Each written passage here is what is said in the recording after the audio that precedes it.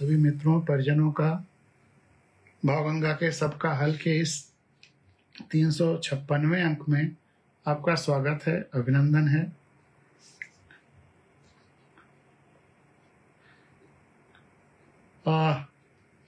थोड़ा विलंब हुआ, इसके लिए क्षमा चाहता हूँ। आज तो कुछ तकनीकी कारण रहे, एक आध आईफोन चल ही नहीं रहे थे, फिर कुछ और दिक्कतें रहीं। आशा है आप इस प्रोग्राम का आनंद लेंगे। आज हम लोगों के लिए बहुत खुशी का दिन है, जैसा कि भावामृत की बूंदों में भी हम लोगों ने शेयर किया है कि जो हम लोगों का सपना था कि वोटिंग एज घटाई जाए, बच्चों को मताधिकार मिले, उस दिशा में एक कदम बढ़ा है। ब्रिटेन ने एक कदम बढ़ाया है और अब वहाँ वोटिंग राइट 18 से 16 होने जा रही है। आशा है पूरी दुनिया में ये होगा और धीरे धीरे वोटिंग राइट और घटेगा, घटते घटते 7-8 साल तक आ जाएगा। तब जो पवित्रतम सेगमेंट है, सेक्टर है, पवित्रतम क्षेत्र है अपने जनसंख्या का, बच्चों का, वह जो उसकी जो पवित्र आवाज़ व्यवस्था सुनने में लगेगी, पवित्र भाव लगेगा, तो जरूर व्यवस्था सुधरेगी और धरती स्वस्थ होगी, स्वस्थ लोकतंत्र आएगा। तो इसलिए ये बहुत खुशी का दिन है, हम लोगों के लिए एक उत्सव का दिन है। आप सब लोगों को बहुत बहुत धन्यवाद। और पिछला अंक जो 45 मिनट का भावामृत की बूंदें, सोचा था 10-15 मिनट का प्रोग्राम करेंगे, लेकिन 45 मिनट का प्रोग्राम हुआ भावामृत की बूंदों का। तो ऐसा लगा जैसा कि इतनी बूंदें बरसी हैं भावामृत की कि पूरी भावगंगा पिछला प्रोग्राम ही दोपहर का हो गया, और ये प्रोग्राम भी उसी का एक्सटेंशन है। और एक और बहुत अच्छी खुशी की बात है जो आपसे शेयर कर रहे हैं, पूरे देश के लिए बहुत अच्छी बात है। और ये पहले ही ये योजना लागू हुई थी, लेकिन अब इस पे ज़्यादा कार्यान्वयन शुरू हुआ है। इस पे कार्यान्वयन तो अब ज़्यादा शुरू हुआ है, ये योजना पहले ही लागू हुई थी। 1 मिनट, जरा एक प्रोग्राम को हम लोगों को थोड़ा सा उसमें परिवर्तन करना होगा, ताकि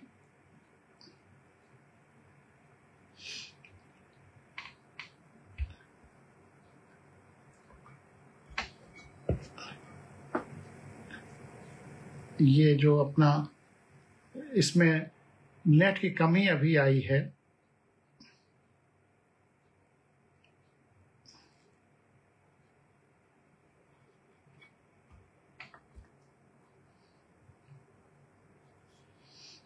तो उसको दूर करने के लिए, ताकि YouTube में परमानेंट या आए प्रोग्राम, उसके लिए थोड़ा सा सेटिंग चेंज करना पड़ा है। अरुण जी सामने आ गए हैं, स्वागत है। तो यूनियन पब्लिक सर्विस कमीशन ने एक PDS योजना शुरू की है, public disclosure scheme. Public disclosure scheme क्या चीज़ पब्लिक को डिस्क्लोज किया जाएगा, वो आगे बताते हैं। ये तो आप जानते ही हैं कि union public service commission Bharat सरकार की जितनी महत्वपूर्ण सेवाएं हैं सबके लिए सिलेक्शन करता है। IAS, IPS, foreign service, forest service, engineering service, तमाम सारी सर्विसेज। और करीब, वैसे तो 15-20 लाख लोग बैठते हैं, लेकिन करीब 26-27 हजार लोग क्वालिफाई करते हैं रिटर्न में, सारी सर्विसेज मिलाकर के हर साल। और उसमें 6,500 के करीब लोग फाइनली सेलेक्ट होते हैं इंटरव्यू के बाद। तो ये जो 26,000 बच्चे हैं जो जॉब नहीं पा पाते, और जो 6,400-500 जो जॉब पाते हैं, दोनों में बहुत ज़्यादा अंतर नहीं होता है, बल्कि इसमें से कई तो बहुत अच्छे होते हैं, इंटरव्यू में थोड़ा कम नंबर पाने के बाद नीचे रह जाते हैं। ये इन्होंने 8-10 साल की मेहनत की है, इतना अच्छा परफॉर्मेंस किया है, कंट्री की टॉप ब्रेन है, लेकिन इसका उपयोग नहीं हो पाता था। एक अरुण का किस्सा, आज ये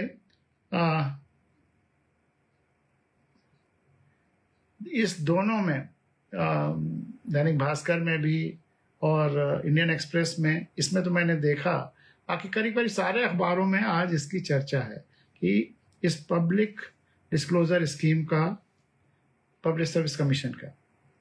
तो आज एक उन्होंने शुरुआत एक लड़के से की है, अरुण नाम का लड़का है। वो सिविल सर्विसेज में लोग 3-3, 4-4, 5-5, 6-6 अटेम्प्ट लेते हैं, हर साल 10 साल क्वालिफाई करते हैं, इंटरव्यू में जाते हैं और फाइनल सिलेक्शन नहीं होता। ऐसे बच्चे सोचिए, अपने करीब करीब आधी जिंदगी उन्होंने हवन कर दिया पढ़ते पढ़ाते और कंपटीशन में अपीयर होते होते। और तो अरुण ऐसा ही लड़का था जो कई बार सिविल सर्विसेज का इंटरव्यू दिया, फाइनल लिस्ट में सिलेक्शन नहीं हुआ। अब वो दिल्ली में एक प्राइवेट, दिल्ली पब्लिक स्कूल में एक छोटी सी नौकरी करने लगा। दिल्ली पब्लिक स्कूल में एक छोटी सी नौकरी करने लगा। एकाएक एक दिन उसके पास फोन आया, बड़ी अच्छी प्राइवेट कंपनी से कॉल आया कि क्या तुम हमारे यहाँ काम करना चाहते हो? तो इसने पूछा आपको मेरे बारे में डिटेल कहाँ से मिला? तो वही पब्लिक डिस्क्लोजर स्कीम। अब यूनियन पब्लिक सर्विस कमीशन ने यह कर दिया है कि जो भी प्राइवेट सेक्टर, जो भी गवर्नमेंट सेक्टर, जो इन कैंडिडेट्स की जो सेलेक्ट नहीं हो पाए हैं लेकिन इंटरव्यू या फाइनल नंबर के बाद, लेकिन जिन्होंने रिटन क्वालिफाई किया है, इंटरव्यू दिया है लेकिन सेलेक्ट नहीं हो पाए हैं, उनको उनके बारे में पूरी जानकारी, जो भी public sector, private sector, government sector जो उनको एम्प्लॉयमेंट देना चाहे, वह अपने को पब्लिक सर्विस कमीशन में रजिस्टर करके उनसे नौकरी के लिए सारे कैंडिडेट्स की लिस्ट ले सकता है, सारे उनके डिटेल्स ले सकता है, उनकी date of birth, educational qualification, उनका एड्रेस, फोन नंबर, जो कुछ उन्होंने फॉर्म में भरा है वह सारा इंफॉर्मेशन वो पा सकते हैं, ताकि उसके बेसिस पे शॉर्ट लिस्ट कर सकें। तो ये सारी जानकारी एक पोर्टल बना दिया है पब्लिक सर्विस कमीशन ने, वहां पर ये उपलब्ध है। लेकिन वो अगर कोई कंपनी अपने को रजिस्टर कर लेती है तो वो वहां से इंफॉर्मेशन ले लेती है। ये रजिस्ट्रेशन का और थोड़ा सा पब्लिक सर्विस कमीशन इसलिए कंट्रोल रखना चाहता है ताकि उन बच्चों के साथ कोई धोखाधड़ी ना हो। तो जब पब्लिक सर्विस कमीशन से डिटेल्स ले लेता है कोई कंपनी, तब अब पब्लिक सर्विस कमीशन भी उसको ऑब्जर्व करने लगता है और मैंने उसको नज़र रखने लगता है कि वो जब शॉर्टलिस्ट करने से लेकर के फाइनल सिलेक्शन तक किसको किसको शॉर्टलिस्ट किया, क्या क्या प्रोसेस किया, एक से अधिक का अगर नाम लिया है तो इंटरव्यू लिया है तो कैसे कौन कौन लोग हैं, और फाइनल सिलेक्शन में किसको किसको भेजा गया। तो ये बहुत ही एक अच्छी स्कीम है। इसका नाम प्रतिभा सेतु रखा गया कि जो प्रतिभाएं हैं उनको एक सेतु मिले, आगे बढ़ने का एक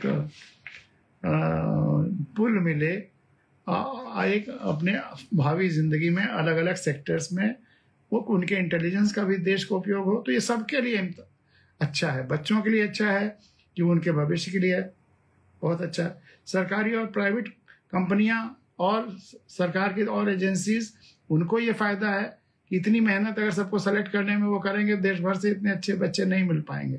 इस तरह से उस टैलेंट पूल का इस्तेमाल हो जाएगा। और यूपीएससी का भी अच्छा है कि उसने जो इम्तहान दिया है, लिया है इतनी मेहनत से, उसका बहुत अच्छा रिजल्ट आएगा। तो yes, win win win situation है। देश के लिए अच्छा है, यूपीएससी के लिए अच्छा है, कैंडिडेट्स के लिए अच्छा है, और उन कंपनीज के लिए अच्छा है जो सेलेक्ट कर रहे हैं। तो ये अच्छी स्कीम है और मैंने सोचा कि पूरे देश को इस स्कीम के बारे में जानना चाहिए, और आशा है कि भविष्य में ढेर सारे बच्चे इस स्कीम के तहत बड़े अच्छी अच्छी जॉब में जाएंगे।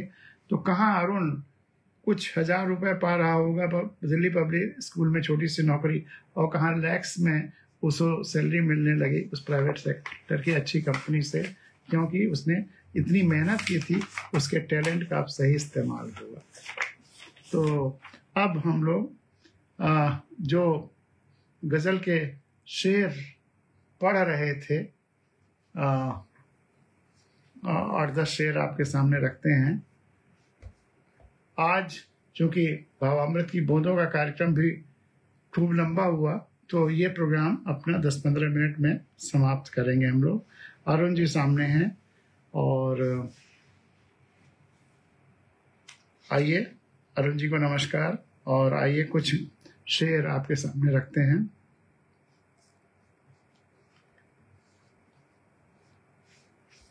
जिस व्यवस्था में आम आदमी की सुनवाई नहीं है, उस व्यवस्था के बने रहने में भलाई नहीं है।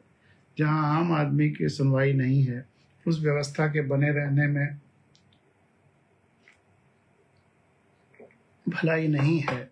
हैं बचे इस रेत पर कुछ नक्शे पर कदमों के निशान, अभी कोई बड़ी लहर यहां तक आई नहीं है। और यहाँ तक हम लोगों ने कल पढ़ा था, जैसे जैसे बाहर सुविधाएं बढ़ती गईं, जैसे जैसे बाहर सुविधाएं बढ़ती गईं, क्या अंदर की शक्ति हमने गंवाई नहीं है। जैसे जैसे बाहर सुविधाएं बढ़ती चली गईं, क्या अंदर की शक्ति हमने गंवाई नहीं है। हमारा जितनी ही बाहर सुविधा बढ़ती है, हमारे अंदर की शक्ति कम होती जाती है। खुशनुमा बारिश में हमें नहीं, हमारे कपड़ों जूतों को लगता है डर। खुशनुमा बारिश अगर हो, आषाढ़ का पहला लहरा गिरने वाला हो, तो हमारा तो मन करेगा उसमें हम लोग खूब नाचे गाएं घूमें उसी बरसते पानी में, लेकिन हमारे कपड़े हमारे जूतों को डर लगता है। तो खुशनुमा बारिश में हमें नहीं, हमारे कपड़ों जूतों को लगता है डर। लेकिन क्या उसे हमने अपनी पीड़ा समझी समझाई नहीं है। उन जूतों और कपड़ों के डर को अपना डर मान लेते हैं, उसकी पीड़ा को अपना पीड़ा मान लेते हैं, और हम खुद पानी के नीचे नहीं जाते हैं। तो खुशनुमा बारिश से हमें नहीं, कपड़ों जूतों को लगता है डर, लेकिन क्या उसे हमने अपनी पीड़ा समझी समझाई नहीं है। और ये बहुत लोकतंत्र के लिए जरूरी शेर है कि हम चुनावों के एनालिसिस देखते हैं दिन दिन भर, और एक दिन नहीं, कई दिन पहले जब सर्वे आता है इलेक्शन के 1 आध महीने पहले, उसको खूब देखते हैं। इलेक्शन जिस दिन खत्म होता है उसी के बाद जो एग्जिट पोल आने लगते हैं, जो लोग निकलते रहते हैं वापस वोट दे करके, उनसे जा करके पूछा जाता है किसको वोट दिया, कुछ बताते हैं कुछ नहीं बताते हैं। उसके आधार पर एग्जिट पोल का प्रेडिक्शन दिया जाता है। तो इस तरह, और उसको भी 2-4 दिन देखते हैं। फिर जब काउंटिंग शुरू होती है तब दिन भर देखते हैं, सुबह से शाम तक या जब तक काउंटिंग चले। तो ज़्यादातर लोग 5-6 दिन, कहीं भी चुनाव हो प्रदेश का या लोकसभा का या विधानसभा लोकसभा मिला करके, तो 8-10 दिन अपने पूरे सुबह से शाम तक टाइम देते हैं इन सबको देखने के लिए। लेकिन आधा घंटा 1 घंटा वोट देने के लिए नहीं जाएंगे। अब इससे बड़ा दुखद क्या हो सकता है। वोट देने के लिए नहीं जाएंगे, कहेंगे कि समय बर्बाद होता है। अरे 8-10 दिन आप समय बर्बाद कर रहे हैं ये देखने में, तब कुछ नहीं फर्क पड़ता, और आधा घंटा 1 घंटा जाने में समय बर्बाद होगा। और दूसरा जवाब ये हो जाता है कि कोई इनमें पसंद नहीं है। तो कोई नहीं पसंद है तो जो सबसे ज्यादा खराब है उसको चेकआउट करिए, फिर उससे कम खराब, वो भी जो सबसे कम खराब है उसको वोट दे दीजिए। या जो जिसका सबसे कम प्रचार हो रहा है, इसका मतलब वो ज्यादा खर्च नहीं कर रहा है, खर्च करेगा तो कई गुना कमाए। जो सबसे कम खर्च कर रहा है, इंडिपेंडेंट है, जिसके बारे में आपने कोई बुरा नहीं सुना है, उसको वोट दे दीजिए। तो हम चुनावों की एनालिसिस देखते हैं दिन भर, हम चुनावों की एनालिसिस देखते हैं दिन भर। खुद वोट के लिए समय देने की जहमत उठाई नहीं है। हम चुनावों की एनालिसिस देखते हैं दिन भर, और खुद वोट के लिए समय देने की जहमत उठाई नहीं है। विजय जी सामने हैं, सबको सब नमस्कार कर रहे हैं। विजय जी आपको भी नमस्कार। और देखिए, धरती को गौर से देखो और समझो, धरती को गौर से देखो और समझो। ग्लोबल वार्मिंग, डिहाइड्रेशन, पेड़ों का कटना, एटम बम्स का गिरना, धरती का अंदर का भूकंप और क्या क्या नहीं। तो धरती को गौर से देखो और समझो। इतनी तब्दीलियां पहले धरती ने दिखाई नहीं है। धरती में इतने परिवर्तन कभी नहीं आए हैं, और इसमें ज्यादातर परिवर्तन हम मनुष्यों के कुकर्मों से आए हैं। इसलिए और जरूरी है कि हम धरती माँ को स्वस्थ करें, और धरती माँ को स्वस्थ करना, ये जो गलत तब्दीलियां धरती के स्वास्थ्य में आई हैं, इनको दूर करना, यही हमारा धर्म है, यही हमारा कर्म है, यही हमारी ड्यूटी है, यही हमारा सब कुछ है। तो धरती को गौर से देखो और समझो। इतनी तब्दीलियां पहले धरती ने कभी दिखाई नहीं है। वह तो लोगों को चोट पर चोट देता ही चला गया, तमाम ऐसी पर्सनालिटीज हैं। वह तो लोगों को चोट पर चोट देता ही चला गया, कभी किसी की चोट उसने सहलाई नहीं है, कभी किसी की चोट उसने सहलाई नहीं है। और यह भी बहुत महत्वपूर्ण शेर है उसी धरती से जुड़ी हुई, कि जब हम जंगलों में रहते थे और बड़ी मुश्किल से हमें आग मिली थी, चाहे बारिश के साथ बिजली गिरी हो, पेड़ जलने लगे हों, और फिर उन पेड़ों के आसपास के और पेड़ जलने लगे हों, आदमी ने पहली बार आग देखी, या जंगल में घर्षण से आग लगी हो पेड़ों के और वहां आग देखी। अब वो आग का उसने फायदा भी देखा कि हमको तो आंच लगी, हम डर के भागने लगे, लेकिन जो दूसरे जंगली जानवर हैं, शेर और चीते और जो बड़े खूंखार, वो सब भी डर के भाग रहे हैं। इसका मतलब कि आग हमारे काम की चीज है। और इन्होंने ये भी देखा कि आग पे अगर लकड़ी गिरती जाए तो वो जलती रहती है, बुझती नहीं है। तो उसने उस आग को अपने पास रखा और लकड़ी डाल डाल करके उसको और जलाया। तो इससे यज्ञ की शुरुआत हुई और वह आग उसके काम की चीज हो गई। लेकिन फिर तब उसका अब अगली बार पता नहीं कब आग लगे कि हमें आग मिले, पीढ़ियों तक उसे सौंपता रहा, साल 200-300 साल तक। तो उसके लिए जरूरी था कि वो आग पे लकड़ी डालता रहे और आग जलती रहे। इसी को यज्ञ नाम के दे दिया गया होगा। तो लकड़ी जलाना उस समय यज्ञ था अपनी सुरक्षा के लिए, और मच्छर मक्खी ये सब धुएं से भागते रहे। कुछ चीजें जो पहले उसे कच्ची नहीं खा पाता होगा, उसको पकाकर अग्नि से पकने लगा, यह भी उसका आविष्कार हुआ होगा। तो लकड़ी जलाना लगातार यज्ञ के रूप में उसकी आवश्यकता थी। लेकिन आज जब एक दियासलाई से या लाइटर से हम आग लगा सकते हैं, तब फिर क्यों लकड़ी चला करके यज्ञ करते हैं? लकड़ी जलाना नहीं, अब पेड़ बचाना ही यज्ञ है। लकड़ी जलाना नहीं, अब पेड़ बचाना ही यज्ञ है। परिभाषाएं बदलने की जरूरत इससे पहले कभी आई नहीं है। परिभाषाएं बदलने की जरूरत इससे पहले कभी आई नहीं है। और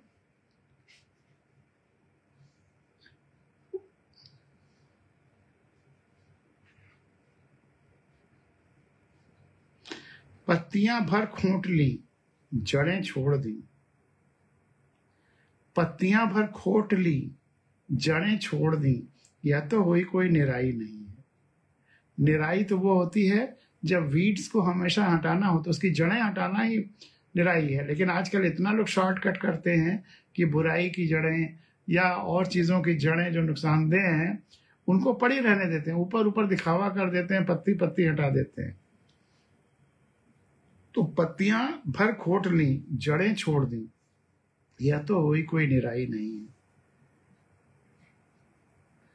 और ये संविधान का जन जन तक पहुंचाना, बच्चों को मताधिकार, धरती के स्वास्थ्य के लिए काम करना, अंधविश्वासों से दूर हट करके अपनी आंखों से जो दिख रहा है उस पर विश्वास करना, ये सब जो बातें हैं, चीजें हैं, ये जो सच्चाई की आंच है, जरूरत की आंच है, लोकतंत्र की आंच है, धरती के स्वास्थ्य की आंच है, या आग है, जो भी कह लीजिए, ये लोग आज हो सकता है सोचते हो ये यूं ही बक रहा है, लेकिन कल पूरी धरती इसी पर अमल करेगी, पूरी धरती के लोग इस पर अमल करेंगे। तो इस आग को साधारण आग मत समझो, इस आग को साधारण आग मत समझो। अभी ये आग पूरी तरह गरमाई नहीं है। इस आग को साधारण आग मत समझो, अभी ये आग पूरी तरह से गरमाई नहीं है। इस आग को साधारण आग मत समझो, अभी ये आग पूरी तरह गरमाई नहीं है। और 2 शेर और देखिए। संवेदना के सहारे तो छा जाएं पूरी कायनात पर। अगर हम संवेदना सबसे महसूस करते हैं तो पूरी कायनात पर हम छा सकते हैं, जुड़ सकते हैं। संवेदना के सहारे छा जाएं पूरी कायनात पर, और अहंकार में डूबे तो हस्ती बराबर राई नहीं है। संवेदना के सहारे तो हम छा जाएं पूरी कायनात पर, और अहंकार में डूबे तो हमारी हस्ती बराबर राई नहीं है, राई के बराबर भी नहीं हमारी हस्ती, अगर अहंकार में डूबे। और आखिरी शेर। हमने ध्यान केंद्रित करना तो खूब सिखाया, लेकिन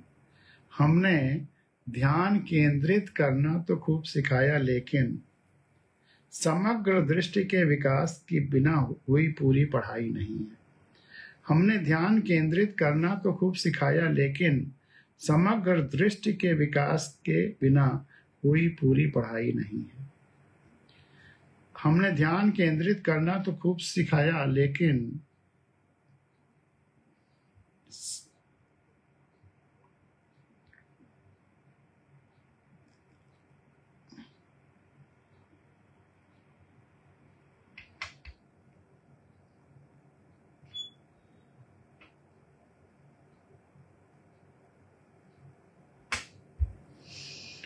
हमने ध्यान केंद्रित करना तो खूब सिखाया, लेकिन समग्र दृष्टि के विकास के बिना हुई पूरी पढ़ाई नहीं है। ये शायद शिक्षा व्यवस्था का सबसे महत्वपूर्ण आयाम है। हम अगर बच्चों को कंसंट्रेशन सिखाते हैं, ध्यान केंद्रित करना सिखाते हैं, तो पढ़ाई के लिए, अभ्यास के लिए, समझ के लिए, क्रिएटिविटी के विकास के लिए इसकी जरूरत है, बहुत जरूरी है। लेकिन उसी टीचर को कंसंट्रेशन या ध्यान केंद्रित कराने का हक है जो साथ में डीकंसंट्रेशन भी सिखा सके। अगर कोई टीचर डीकंसंट्रेशन नहीं सिखाता तो उसे कंसंट्रेशन सिखाने का हक भी नहीं है। कंसंट्रेशन एक तेज धार की तरह से होता है, वह गहरा असर करता है हर तरफ, अपने ऊपर भी गहरा असर करता है, तनाव करता है। और डीकंसंट्रेशन पूरे ब्रह्मांड से जुड़ाव, सबसे जुड़ाव, वो रिलैक्स करता है, स्ट्रेस फ्री करता है। तो इसलिए टीचर को कंसंट्रेशन और डीकंसंट्रेशन दोनों सिखाना चाहिए। जब निशाना लगाना हो तो ठीक है, चिड़िया की आंख, वैसे चिड़िया की आंख, जिंदा चिड़िया की आंख का निशाना लगाना उचित नहीं है। कोई भी निशाना, एक पत्ती को ही निशाना बना दे, वो निशाना लगाना तो ठीक है। लेकिन जब जीवन जीना हो, जीवन सिखाना हो, तब उसे सिखाना होगा कि केवल चिड़िया की आंख मत देखो, उस चिड़िया या वो पत्ती, जिस टहनी का हिस्सा, उस टहनी को भी देखो। वह टहनी जिस पेड़ का है, उस पेड़ को भी देखो और जुड़ो। वह पेड़ जिस जमीन से जुड़ा है, उस जमीन से भी जुड़ो और देखो। सबसे जुड़ाव महसूस करो। तो कंसंट्रेशन और डीकंसंट्रेशन दोनों होना चाहिए। और नंदिता जी आ गई हैं, IIT कानपुर में तमाम मेरे लेक्चर्स हुए जब बच्चे वहाँ सुसाइड करने लगे थे, तो मैं उन्हें यही कहता था कि तुम लोग तो साइंस के स्टूडेंट हो, तुमने कंसंट्रेशन ज़्यादा सीख लिया है, डी कंसंट्रेशन नहीं सीखा है, इसीलिए इतना तनाव है। और तनाव फिजिक्स के ही यंग मॉडुलस का एक सिद्धांत है इलास्टिसिटी में, स्ट्रेस या तनाव is equal to pressure upon area. तो अगर किसी का तनाव कम करना है तो या तो प्रेशर को कम करो, जिस जहां से प्रेशर आ रहा है वहां बातचीत करो, समझो, और अगर वहां नहीं है तो दूसरा रास्ता है अपना एरिया बढ़ाओ। जब हमारा एरिया बहुत कम हो जाता है तो स्ट्रेस बढ़ जाता है। एरिया क्या हो सकता है? जो बच्चे सुसाइड करते हैं उस टेंडेंसी पे जाते हैं। एक पेपर खराब हो गया, अब इतने परेशान हैं जैसे कि वह एक पेपर ही उनकी जिंदगी का एरिया है और कुछ है ही नहीं। अगर वह एक पेपर की जब सोचते हैं अभी हजारों पेपर देने हैं, जिंदगी में कितने इम्तिहान होने हैं, तब फिर वो उसका एरिया अगर बड़ा कर देते, पूरी जिंदगी का एरिया ले लेते, तो फिर स्ट्रेस नहीं होता। एक साल खराब हो गया, फिर वही एक साल को अगर उनका एरिया हो गया, उसके बारे में और कुछ अलावा कुछ सोचते ही नहीं है, तो फिर स्ट्रेस होगा। लेकिन पूरी जिंदगी पड़ी हुई है, कितने मौके आएंगे, अगर सब सोचें, संपूर्णता की दृष्टि रहे, तो भी स्ट्रेस नहीं होगा।